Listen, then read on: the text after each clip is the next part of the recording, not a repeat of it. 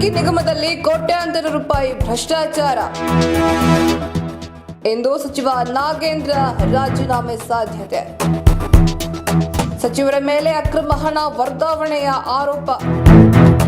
ರಾಜ್ಯದಲ್ಲಿರುವಂತಹ ವಾಲ್ಮೀಕಿ ನಿಗಮ ಅಥವಾ ವಾಲ್ಮೀಕಿ ಪರಿಶಿಷ್ಟ ಪಂಗಡಗಳ ಅಭಿವೃದ್ಧಿ ನಿಗಮ ಅಂತ ಏನಿದೆ, ಆ ನಿಗಮದಲ್ಲಿ ಸಾಕಷ್ಟು ಅವ್ಯವಹಾರಗಳು ನಡೆದಿವೆ.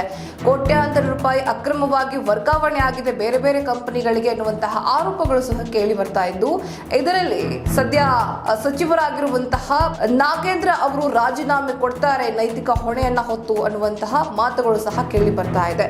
ಇನ್ನು ಈ ಒಂದು ರಾಜೀನಾಮೆಯನ್ನ ನಾಗೇಂದ್ರ ಅವರು ಅಥವಾ ಸಚಿವರು ಸ್ವಯಂ ಪ್ರೇರಿತರಾಗಿ ಕೊಡ್ತಾ ಇದ್ದಾರಾ ಅಥವಾ ಸರ್ಕಾರದ ಒತ್ತಡದಿಂದ ಕೊಡ್ತಾ ಇದ್ದಾರಾ ಗೊತ್ತಿಲ್ಲ. ಯಾಕೆಂದ್ರೆ ಕಾಂಗ್ರೆಸ್ ಪಕ್ಷ ಇದೀಗ ಯಾವುದೇ ರೀತಿಯಾದಂತಹ ಡ್ಯಾಮೇಜ್ ಅನ್ನ ಎದುರಿಸುವ ಸ್ಥಿತಿಯಲ್ಲಿಲ್ಲ. ಹಾಗಾಗಿ ಸಚಿವ ನಾಗೇಂದ್ರ ಸ್ವಯಂ ರಾಜೀನಾಮೆ ನೀಡುವ ಸಾಧ್ಯತೆಗಳಿವೆ ಅನ್ನುವಂತಹ ಮಾತುಗಳು ಸಹ ಕೇಳಿ ಬರ್ತಾ ಇದೆ. ಪರಿಶಿಷ್ಟ ಪಂಗಡಗಳ ಕಲ್ಯಾಣ ಸಚಿವರಾಗಿರುವಂತಹ ನಾಗೇಂದ್ರ ಅವರಿಗೆ ತನಿಖೆ ಮುಗಿಯುವವರೆಗೂ ಕೂಡ ಸಚಿವ ಸ್ಥಾನಕ್ಕೆ ರಾಜೀನಾಮೆ ನೀಡುವಂತೆ ಸರ್ಕಾರ ಸೂಚಿಸಿದೆ ಅನ್ನುವಂತಹ ಸುದ್ದಿಗಳು ಕೇಳಿ ಬರ್ತಾ ಇದೆ.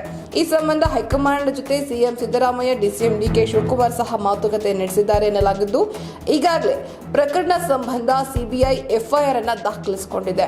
ಈ ಪ್ರಕರಣ ಸಿಬಿಐಗೆ ಹೋದಲ್ಲಿ ಸಚಿವ ಸ್ಥಾನದಲ್ಲಿ ಮುಂದುವರಿಯುವುದು ಕಷ್ಟ. ಬಳಿಕ ರಾಜೀನಾಮೆ ನೀಡಿದ್ರೆ ಸರ್ಕಾರ ಪಕ್ಷಕ್ಕೆ ಮುಜುಗರವಾಗಲಿದೆ.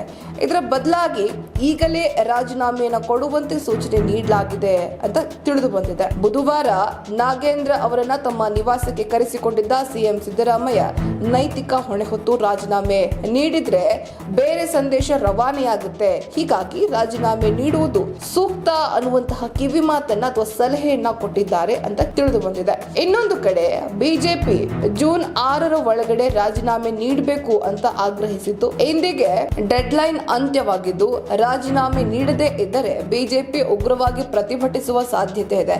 ಈ ಮೂಲಕ ಬಿಜೆಪಿ ಒಂದ್ ರೀತಿ ಜನರ ಮುಂದೆ ಹೀರೋ ಆಗುವಂತಹ ಸಾಧ್ಯತೆಗಳು ಕೂಡ ಇರೋದ್ರಿಂದ ಇದನ್ನ ತಪ್ಪಿಸೋದಕ್ಕಾಗಿ ಅಥವಾ ಪಕ್ಷ ಮುಜುಗರದಿಂದ ಬಚಾವ್ ಆಗೋದಕ್ಕಾಗಿ ಅವರು ಈ ರೀತಿ ರಾಜೀನಾಮೆ ಕೊಡೋದ್ರಲ್ಲಿ ಯಾವುದೇ ಸಂಶಯವಿಲ್ಲ.